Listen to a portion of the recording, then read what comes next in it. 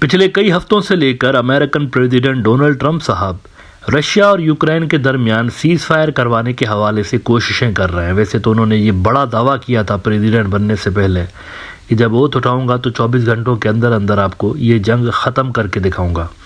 लेकिन अब कई हफ्ते गुजर चुके हैं, इस जंग के खात्मे के हवाले से दूर दूर तक कोई आसार नज़र नहीं आ रहे। इससे उनकी खुद की भी जो क्रेडिबिलिटी है उनके ऊपर सवाल उठ रहे हैं। उनके जो वोटर्स हैं ख़ास तौर पर, ये एंटी वॉर एजेंडा पे जीत के आए हैं।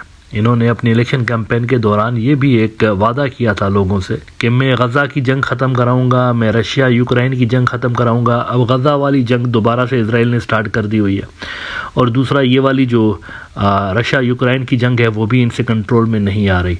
तो इनके अपने ऊपर भी क्वेश्चन मार्क रेज हो रहे हैं कि इलेक्शन के अंदर आपने जो वादे किए थे उन वादों का क्या बना है।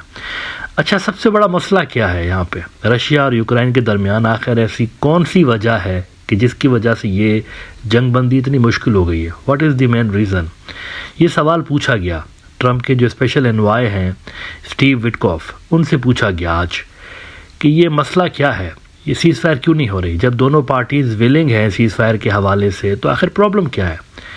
तो स्टीव विटकॉफ ने जवाब दिया कि प्रॉब्लम असल में कुछ इलाके हैं, उन इलाकों का फ्यूचर डिसाइड नहीं हो रहा कि उनका क्या करना है, वहाँ पर आकर मामला अटक रहे हैं।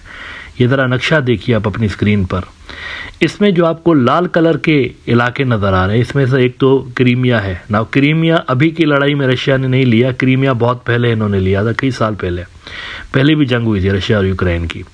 तो उस जंग के अंदर ये क्रीमिया ले गया था प्यूरिन। लेकिन उस तरफ देखिए, दूसरी तरफ वो जो मेन लैंड है इनका, जो मेन लैंड है यूक्रेन का, उसमें आपको डोनेस्टिक और लुहानस्क रीजन्स नज़र आते हैं ना। इस जंग के मौके पे रशियंस ने पहला टारगेट इन इलाकों को किया था और इनको अनेक्स कर दिया था उन्होंने।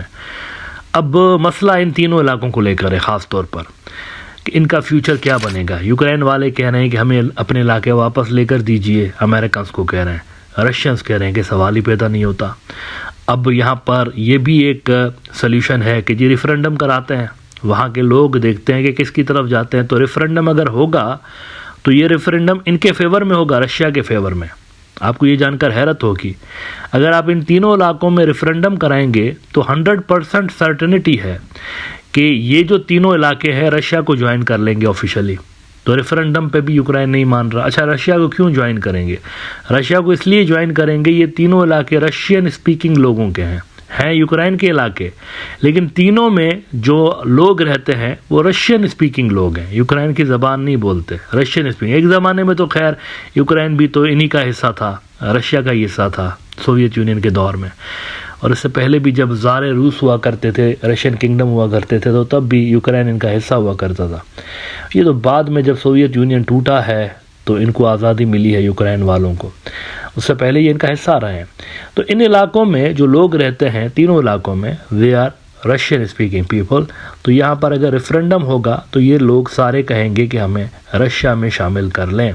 तो इसीलिए वो भी ऑप्शन फिजिबल नहीं है, मतलब रशियंस के लिए फिजिबल है, इनके लिए नहीं है, ज़ेलेंस्की वालों के लिए।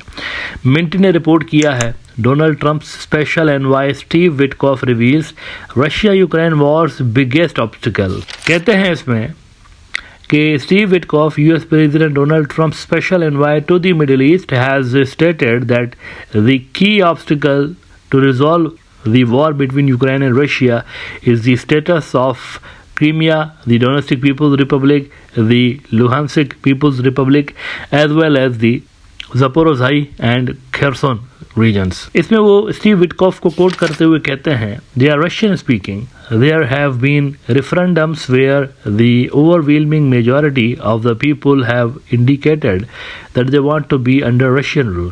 I think that's the key issue in the conflict, he said. लिहाजा ये वो फैक्टर है जिस पे यूक्रेनी नहीं मान रहे कि नहीं, ये हमारे इलाके वापस दीजिए जो रशियंस हमसे छीन के गए इस लड़ाई के नतीजे में भी और पहले वाले भी। अब इस पे तो खैर रशिया मानने से रहा। देखें, जो हारने वाली जो कुव्वतें होती हैं ना, वो टर्म्स डिक्टेट नहीं करती, विनर टर्म्स डिक्टेट करता है। विनर टेक्स ऑल, एक अंग्रेजी का मुहावरा है ना, विनर टेक्स ऑल। विक्ट्री जिसकी होती है फिर वही लाइनें खींचता है कि यहाँ पर ये बॉर्डर होगा तो यहाँ पर ये होगा तो यहाँ पर ये होगा, इस तरह होता है। ज़ेलेंस्की साहब की पोजीशन बेहतर है नहीं और टर्म्स डिक्टेट कर रहे हैं, ये भी लेकर दो वो भी लेकर, तो ऐसा नहीं होने जा रहा। मेरे ख्याल से इनको कुछ कंसेशंस देनी पड़ेंगी ये जंग ख़त्म कराने के हवाले से।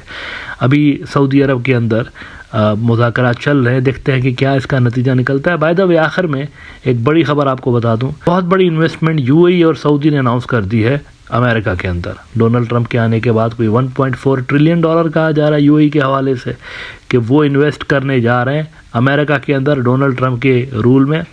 और इसी तरह से कई $100 बिलियन सऊदी अरब ने भी कमिट कर दिए हुए हैं। तो इन मुल्कों का, ये जो जीसीसी के अमीर मुल्क हैं, इनका भी जो रोल है नए ग्लोबल ऑर्डर के अंदर वो काफ़ी इंपॉर्टेंट हो गया है। रशियंस भी इनको पॉजिटिवली देख रहे होते हैं। देखे ना, वो एग्री कर गए। सऊदी अरब की जब बात आई तो सऊदी अरब पे यूक्रेन वाले भी मान गए, अमेरिकन भी मान गए, रशियंस भी मान गए कि सऊदी में बैठकर तो डायलॉग्स करेंगे जंगबंदी के हवाले से। तो इन मुल्कों का जो रोल है कॉन्फ्लिक्ट्स को रिजॉल्व करने के हवाले से, वो इस नए ग्लोबल ऑर्डर के अंदर हमें बहुत ज़्यादा इंपॉर्टेंट नज़र आ रहा है।